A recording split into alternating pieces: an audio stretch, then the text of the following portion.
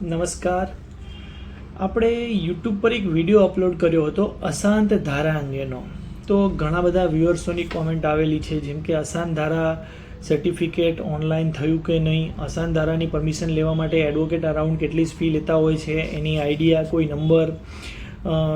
કેટલી કોમેન્ટ એવી પણ છે કે અશાંત ધારો લાગુ ન હોય તેવા વિસ્તારમાં વેચનાર ખ્રિસ્તી હોય અને લેનાર જૈન ધર્મના હોય તો આ સંજોગોમાં અશાંત ધારા સર્ટિફિકેટ લેવું જરૂરી છે.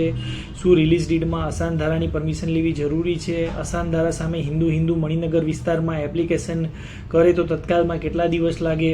અશાંત ધારાની અરજી રિજેક્ટ થઈ હોય તો તે રિજેક્ટ અરજી ક્યાં કોણ ચેલેન્જ કરી શકે? આ તમામ પ્રશ્નોના જવાબ માટે હું એક વિડીયો બનાવવાનો છું, પણ જે આમાંથી સિલેક્ટ કરેલા છે કે જેને મારે તાત્કાલિક આન્સર આપવા પડશે, તો તેમાં છે અશાંત ધારાની અરજી રિજેક્ટ થઈ હોય તો તે ગૃહ મંત્રાલયમાં આપણે એને ચેલેન્જ કરી શકીએ છીએ. કયા કારણોસર મારી અરજીને રિજેક્ટ કરવામાં આવેલી છે?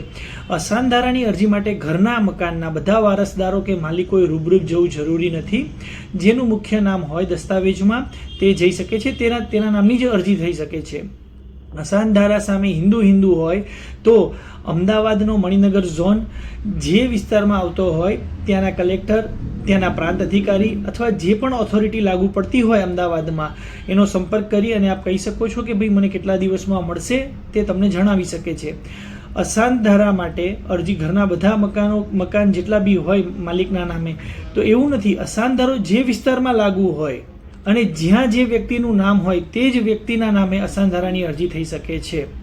ભાડા કરાર હોય અને અશાંત ધારા વિસ્તારમાં પ્રોપર્ટી હોય તો પણ અશાંત ધારા સર્ટિફિકેટ ફરજિયાત છે. આવા જ અશાંત ધારાને લગતા વિડીયો જોવા માટે મારા પેજને ફોલો કરો અને મારા પેજ સાથે જોડાયેલા રહો. જય હિન્દ, વંદે માતરમ.